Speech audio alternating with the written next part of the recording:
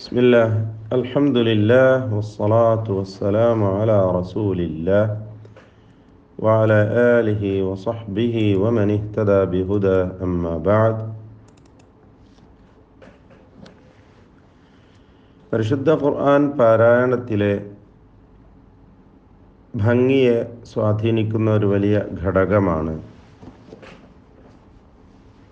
മണിച്ചുകൊണ്ട് പാരായണം ചെയ്യുക എന്നത്.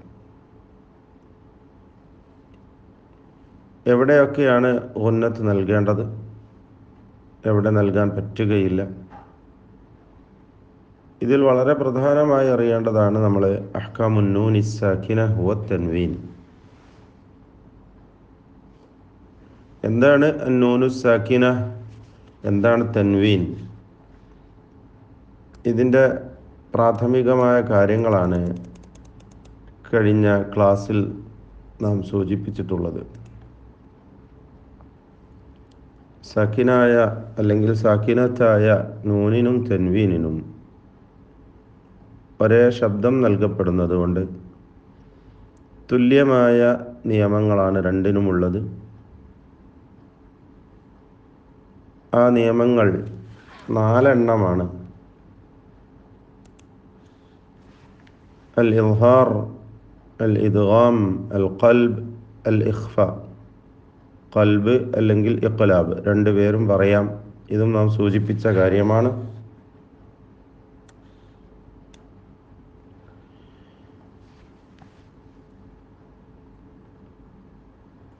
ഒന്നാമത്തെ നിയമമായ ഇൽഹാർ, അൽ ഇൽഹാർ. ഇൽഹാർ എന്നാൽ ഇഖ്റാജുൽ ഹർഫി മിൻ മഖ്റജിഹി ബിഗൈരി സിയാദത്തിൻ في الغنة بغير زيادة في الغنة. അതാണ് ഇൽഹാറിന് നൽകുന്ന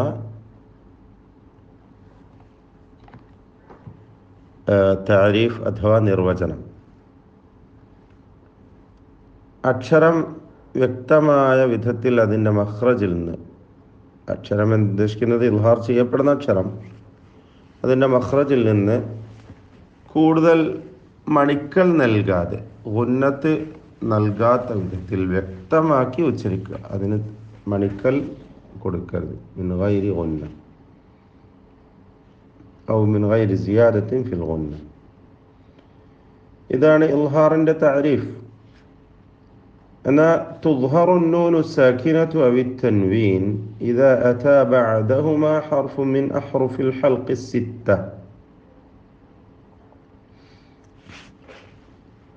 സാക്കിനത്തായ നൂനും തൻവീനും അതിൻ്റെ തൊട്ട് ശേഷമായി 6 ഹൽക്കിൻ്റെ അക്ഷരങ്ങളിൽ ഒന്ന് വന്നു കഴിഞ്ഞാൽ, ഹൽക്കിൻ്റെ അക്ഷരങ്ങളായ 6 ഹർഫുകൾ, 6 അക്ഷരങ്ങൾ, അവയിൽ ഏതെങ്കിലും ഒന്ന് വന്നാൽ അവിടെ ഇൽഹാർ ചെയ്യപ്പെടുന്നതാണ്. അഥവാ വെളിവാക്കി ഉച്ചരിക്കണമെന്നർത്ഥം. ഇൽഹാർ എന്നാൽ മലയാളത്തിൽ അതിന് വെളിവാക്കുക, വ്യക്തമാക്കുക എന്നൊക്കെയാണ് അർത്ഥം. വിപരീതമാണ് ഇഖ്ഫാ. അൽഹറ യുൽഹിറു ഇൽഹാർ. ഇതിൻ്റെ വിപരീതമാണ് അറബി ഭാഷയിൽ അഖ്ഫാ യുഖ്ഫി ഇഖ്ഫാ. ഒളിപ്പിച്ച് വെക്കുക, മറച്ച് വെക്കുക. അൽഹറയുടെ വിപരീതം, ഇൽഹാറിൻ്റെ വിപരീതം ഇഖ്ഫാ. അപ്പോൾ ഇൽഹാർ ചെയ്യേണ്ടത്, ഇവിടെ ഉദ്ദേശിക്കുന്നത് സാക്കിനത്തായ നൂനിനെയും തൻവീനിനെയും ഇൽഹാർ ചെയ്യേണ്ടത് ഹുറൂഫുൽ ഹൽക്കിൽ ഒന്ന് ശേഷം വരുമ്പോഴാണ്. ആ ഹുറൂഫുൽ ഹൽക്ക് എന്ന 6 അക്ഷരങ്ങൾ ഏതാണ്? അൽ ഹംസതു വൽ ഹാഉ വൽ ഐനു വൽ ഹാഉ വൽ ഗൈൻ വൽ ഖാ. ഈ 6 അക്ഷരങ്ങളാണ്. ഹംസ, ഹ, ഐൻ, ഹ, ഗൈൻ, ഖാ. ഹംസ എന്നാൽ അ, ഇ, ഉ. അതിൻ്റെ ഹംസയുടെ വ്യത്യസ്ത രൂപങ്ങൾ, ഹറക്കത്ത് നൽകപ്പെടുമ്പോൾ ഉണ്ടാകുന്ന അവസ്ഥ. അതുപോലെ തന്നെ ഹ, അതുപോലെ ഐൻ, ഹ, ഗൈൻ, ഖാ. ഈ 6 അക്ഷരങ്ങളിൽ ഏതെങ്കിലും ഒന്ന് സാക്കിനത്തായ നൂനിനോ തൻവീനിനോ ശേഷം വരുമ്പോൾ അവിടെ വെളിവാക്കേണ്ടതാണ്, ഇൽഹാർ ചെയ്യേണ്ടതാണ്. ഇനി നമുക്കതിൻ്റെ ഉദാഹരണങ്ങളാണ്. സാക്കിനത്തായ നൂനിൻ്റെ ഉദാഹരണമാണ്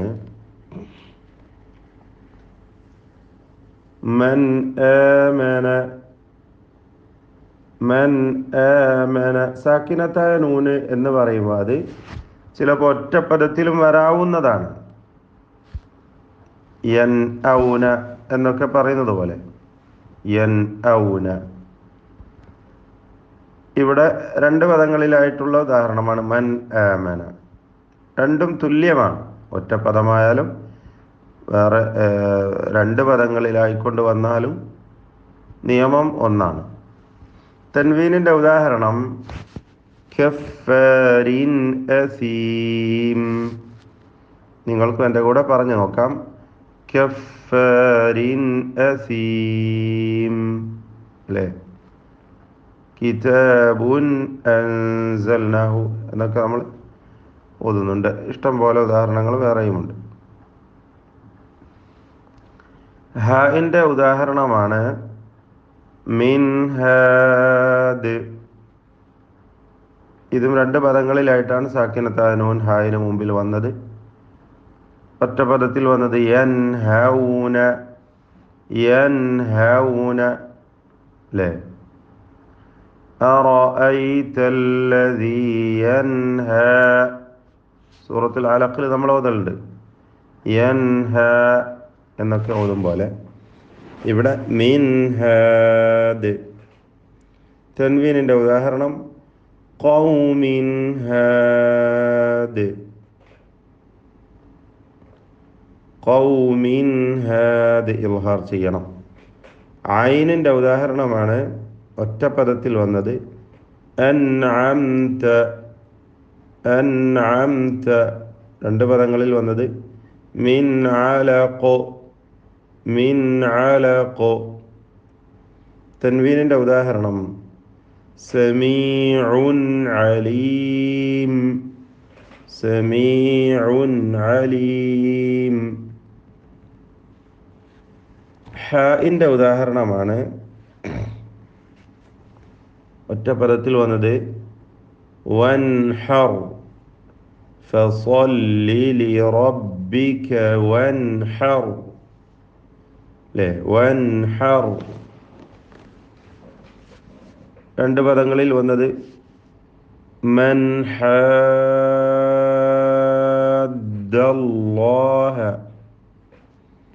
സൂറത്തുൽ മുജാദിലയുടെ അവസാനത്തിലാണ്.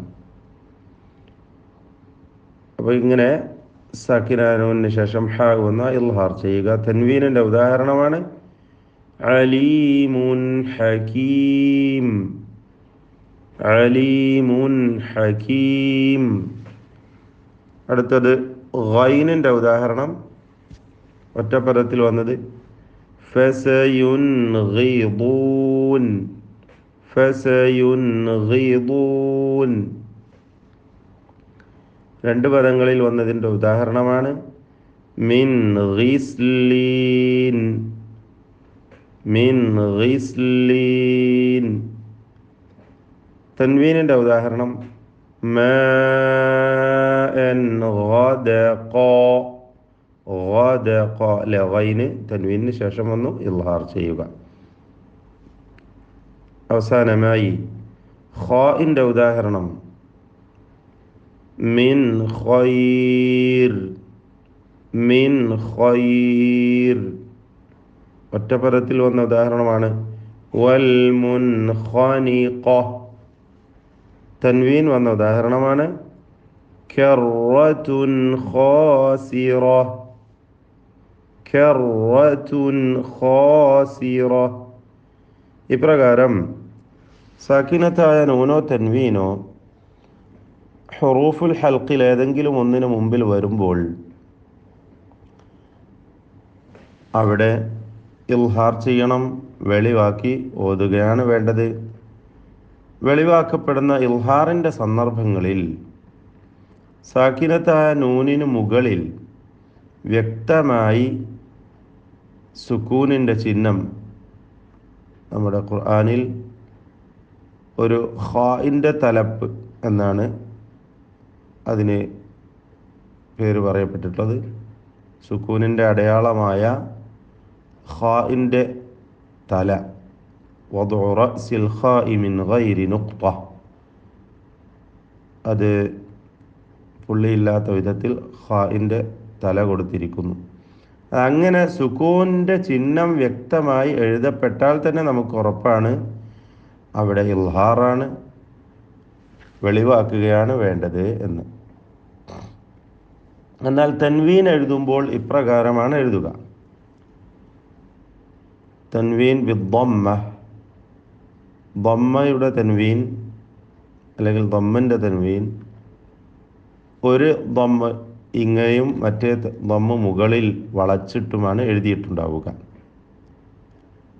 ഫത്ഹയോ കസ്റയോ ആണെങ്കിൽ ഒരേ ലെവലിൽ തൻവീനിനെ തെറ്റിക്കാതെ ഒരേ പോലെ എഴുതിയിട്ടുണ്ടാകും. അതാണ് നമ്മൾ ശ്രദ്ധിക്കേണ്ടത്. ഈ തൻവീനിൻ ഇൽഹാറിൻ്റെ സന്ദർഭത്തിൽ തൻവീനിനെ ഈ രൂപത്തിലാണ് എഴുതിയിട്ടുണ്ടാവുക. ഈ കാര്യങ്ങളെല്ലാം നമ്മൾ മനസ്സിലാക്കുക. അള്ളാഹു അനുഗ്രഹിക്കുമാറാവട്ടെ. ബിസ്മില്ലാഹ്, അൽഹംദുലില്ലാഹ്, വസ്സലാത്ത്